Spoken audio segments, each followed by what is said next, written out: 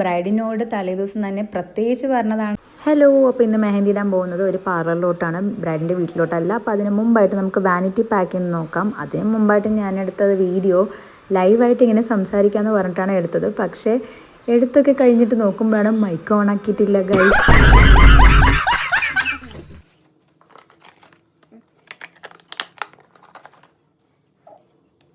Pins എന്തിനാന്ന് പറഞ്ഞാൽ നമ്മൾ കോൺ സ്റ്റക്കാവുന്ന ഇഷ്യൂസൊക്കെ വന്നാൽ നമ്മൾ ഏത് ടിപ്പ് സൈസാണോ യൂസ് ചെയ്തിട്ടുള്ളത് സെയിം പിന്നെടുത്തിട്ട് ഒന്ന് ഇൻസേർട്ട് ചെയ്തെടുത്താൽ നല്ല ഫ്ലോ കിട്ടും.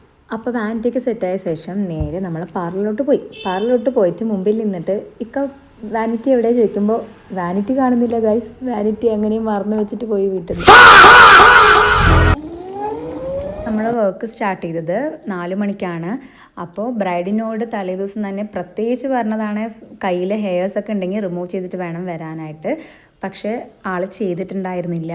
നമ്മൾ ഫസ്റ്റ് ഒരു ലൈൻ വരയ്ക്കുമ്പോൾ തന്നെ അവിടെ ഫുള്ള് അതിൻ്റെ ഹെയർസിൻ്റെ മേലെ കൂടിയായിരുന്നു ലൈൻസ് വന്നിട്ടുണ്ടായിരുന്നു. നിങ്ങൾക്ക് എത്ര വിസിബിൾ ആവുമെന്ന് എനിക്ക് അറിയാൻ പറ്റുന്നില്ല. പക്ഷേ ഹെയർസിൻ്റെ മേലെ നിന്നിട്ട് നമുക്ക് പ്രോപ്പറായിട്ട് സ്റ്റിക്ക് ഓൺ ചെയ്യുന്നുണ്ടായിരുന്നില്ല സ്കിന്നിൽ. അപ്പോൾ അപ്കമിങ് ബ്രൈഡ്സ് ഒക്കെ ഉണ്ടെങ്കിൽ മെഹന്തി ഇടുന്നതിന് തലേദിവസം തന്നെ കയ്യിലുള്ള ഹെയർസൊക്കെ റിമൂവ് ചെയ്യുക. അപ്പോൾ ബ്രൈഡ് ചൂസ് ചെയ്തത് മിനിമലായിട്ടുള്ള ഡിസൈനാണ്. ആളുടെ എൻഗേജ്മെൻ്റ് ആണ്. അപ്പോൾ ഭയങ്കര മിനിമലായിട്ടുള്ള ഡിസൈൻ മതി എന്നാണ് പറഞ്ഞിട്ടുള്ളത്. അപ്പോൾ നമ്മൾ പരിചയമുള്ള സ്റ്റുഡിയോ ആയതുകൊണ്ട് തന്നെ അവിടുത്തെ ചേച്ചിയുടെ അടുത്തൊക്കെ സംസാരിച്ചിട്ടൊക്കെ മെല്ലെയാണ് നമ്മൾ മെഹന്തി ഇട്ടത്. ഭയങ്കര സ്പീഡിലൊന്നുമല്ല. അതുപോലെ തന്നെ അവർക്ക് നമ്മൾ മെഹന്തി ചെയ്യുന്നതോടൊപ്പം തന്നെ ഹെയർ കട്ടിങ് കാര്യങ്ങളൊക്കെ ഉണ്ടായിരുന്നു.